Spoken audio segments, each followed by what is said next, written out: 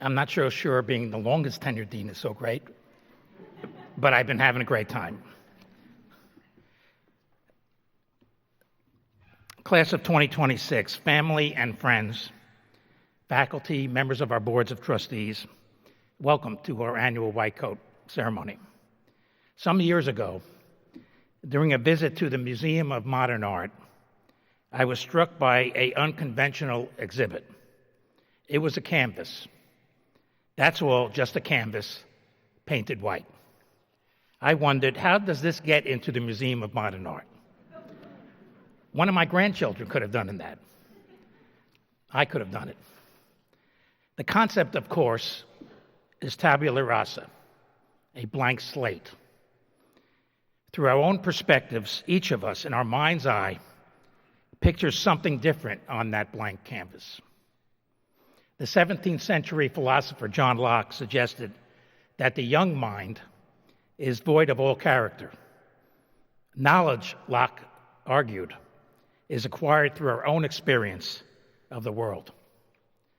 So at the beginning of your schooling, each of you was, in a sense, a tabula rasa. Through years of education and personal experience, you have grown to be outstanding, intellectually curious students. Your canvas is filled with exceptional achievements, and your promise is virtually unlimited. That's how you arrived here at Mount Sinai. But now, as first-year students embarking on a career in medicine and science, the white coat you're about to receive represents a new tabula rasa. How will you paint your blank canvas? What will you contribute to the field of medicine? How will you relieve suffering? How will you help to improve human health?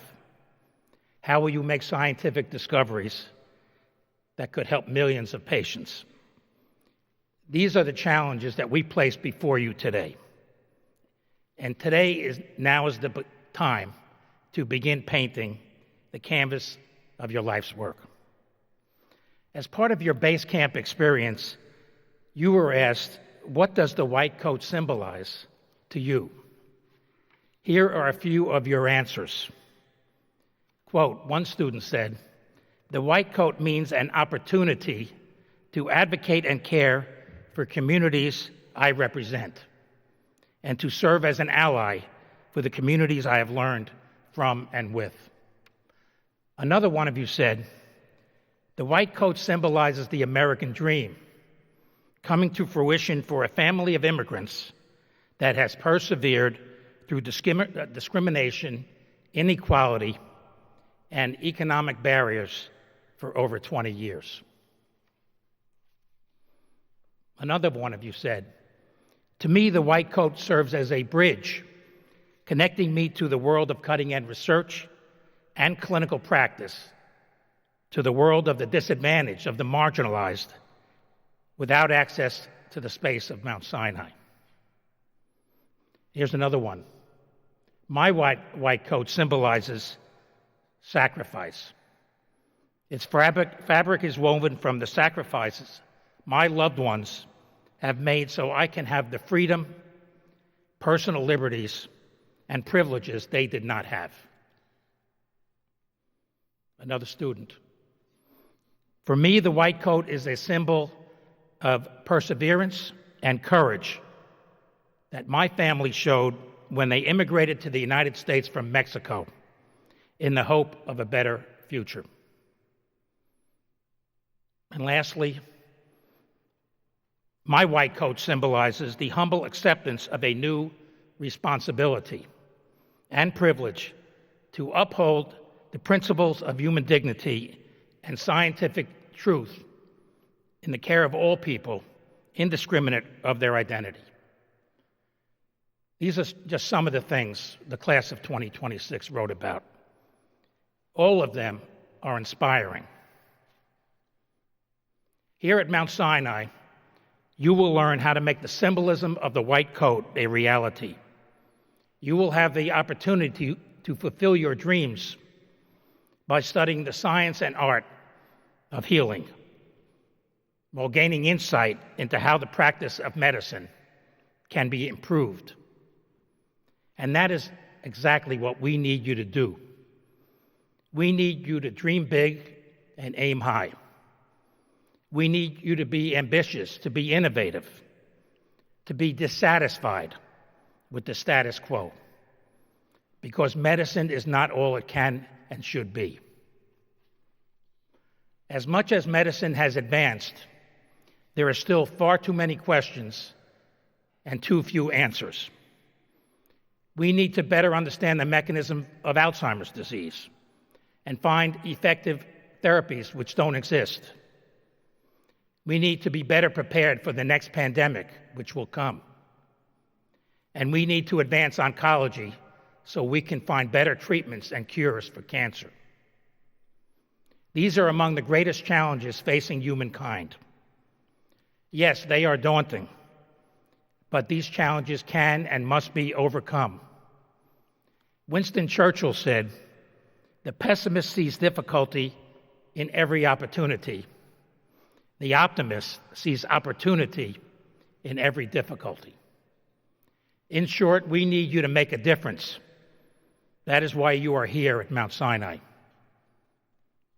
Here you will be exposed to innovative thinkers and inspiring teachers, scientists and clinicians who are relentless in their pursuit of better treatments.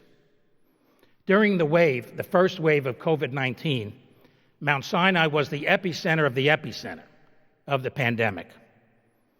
Our faculty members courageously stepped forward to the front lines of our hospitals and clinics and in our laboratories, where they made discoveries that resulted in better treatments for COVID-19, working tirelessly to save lives. These heroes are now your teachers, your mentors, and your role models. Mount Sinai's character over many years has been molded by adversity, never more so during the days of the pandemic. But now you are a member of the Mount Sinai family. So you need to know, for us, rising to a challenge is the norm, not the exception. And in many ways, that is the essence of being a great physician.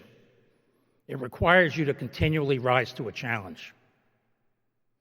In announcing our nation's ambition to go to the moon, President John F. Kennedy said, "We choose to go not because it's easy, but because it's hard." And you can say the same for becoming a doctor. It's hard to become a doctor and a scientist. You will regularly face challenges that most people never experience. Patients will turn to you in the worst moments of their life. Sometimes there will be too little you can do. Your patients will die, and you will need to console grieving families. You will be expected to stitch up the victims of adversity, both physically and mentally. You will need to make sacrifice for your patients, even when you are facing personal sacrifices. Through it all, you'll be expected to be a pillar of strength. Yes, being a doctor is tough. It's tough, but it is also a privilege to use our knowledge to heal, to demonstrate courage, to show strength, and to grace under pressure. These are gifts unlike anything else in the world. And those of you who become research scientists, you will need to show creativity and insight to come up with new ideas, and the perseverance to see them successfully grown in the lab. You will have to confront skeptics until you have proven your theories true and gain universal acceptance. And some of you will make discoveries that expand scientific knowledge that can help millions of patients. And many of you will save lives. Granted, these moments do not occur as often as we wish, but they do happen. You will see that. They are not a myth. Class of 2026, you have immense potential. So we expect greatness from you. That does not mean perfection, nor does it mean constant success. But do not fear failure. To become a transformative scientist and doctor, you will need to take bold bets, but some of them will fail. Thomas Edison, perhaps the greatest inventor of our nation, understood that the road to success must be paved with failure, although he didn't like to use those words. "I have not failed," he said. "I have just found 10,000 ways that don't work."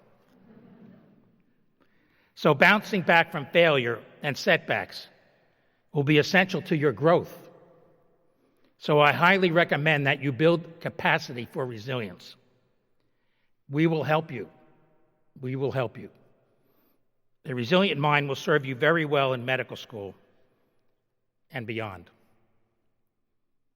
So the canvas of your white coat will be far more than a title or a set of grades. Most of you will create on your tabula rasa will not always be seen. It will be felt. And it is your commitment to your patience and your persistence and your sacrifice and your collaborative spirit and your willingness to serve and lead that will make the difference. So, class of 2026, I know you have the potential. With the education you receive at Mount Sinai, you can and will become the leaders that we expect to improve medicine for humanity. Thank you very much.